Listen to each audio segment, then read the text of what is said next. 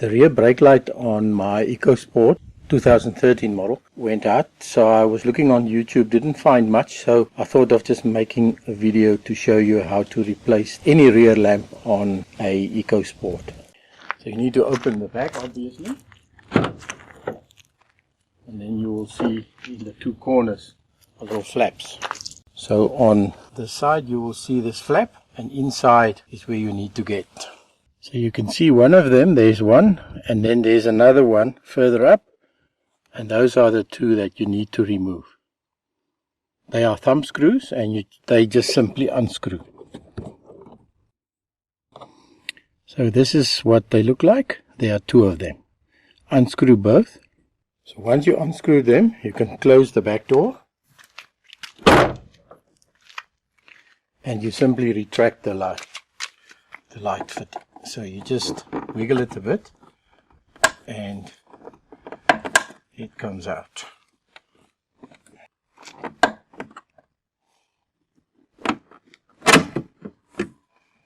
Here you go. So there's a wire attached, so you must first disconnect the wire. So if you carefully pull, you can expose the connector, which is the white connector over there. Using something like a short screwdriver or a knife, you can unplug the connector, and now you can remove the light. So the actual lamps are contained inside this unit, which is attached by 3 screws. There's one over there, and one over there. So they use one of these. You get your tool, and then you start unscrewing all 3 of them.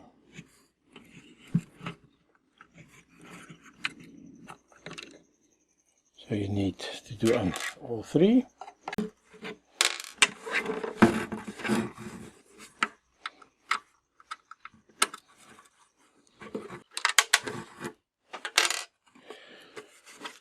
So now the unit just unplugs.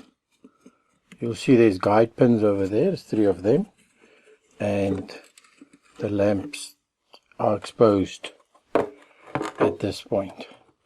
So this is your brake light and tail light in one unit. It's a double lamp, and this is your indicator.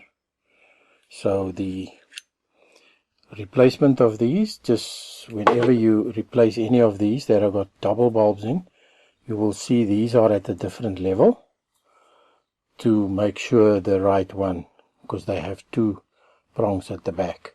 So these only go in one direction, so when you retrieve it, make sure that you get the orientation right. This one is just a single. This is actually offset, so this is actually not center. They're not opposite each other, so this is also has an orientation. So you get your replacement bulb, and then replace the appropriate bulb that's blown. I've already replaced this one, so this one is the working unit. The old lamp, you can see, has gone black, and although the filament looks intact, it has actually gone open circuit. You can also measure that with a meter if you want, but the blackness is already an indication that this one is gone. So replace your unit. Just make sure that there's a rubber in here. The rubber can come out, so make sure it's back in position before screwing this back in. Getting it back in, just get your orientation right. You see there's a straight bit and a curved bit, so this obviously goes this way around. So one of these mounting bolts actually push through the middle there, but this can only go one. Your can only go one way, and then you put your screws back in. Make sure your rubber is not out of position anywhere, and put the screws back in. A trick with a plastic screw, always go back until it clicks and then go forward. That way it doesn't cut its own thread every time. This is just a trick with any self-tapper type screw into plastic. Trick you can always remember. Because what will happen is that it will cut its own thread every time and ruin the part in the end. So go backwards until it clicks and then go forward. And then you can feel it goes easy as well. This last one is a little tricky. So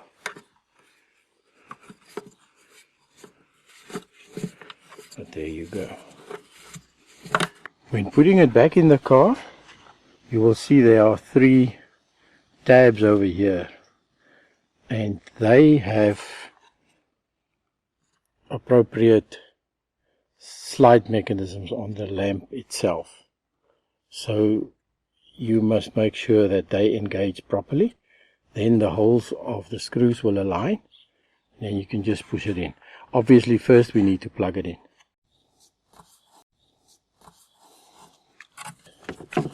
Plugging it in is not that difficult. Just make sure that this rubber is in position. That will help. Plug it in. You can only plug in one way. And now the trick is to align these guys.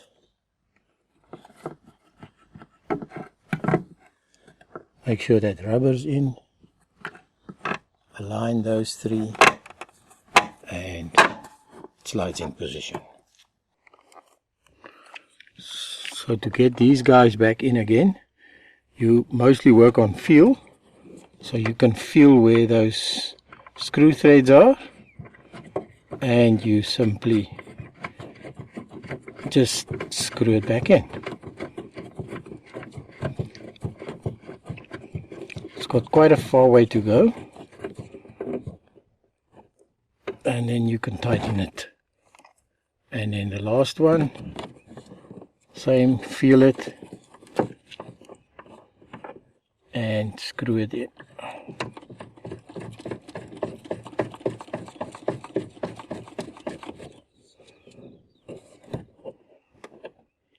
And you just close this up.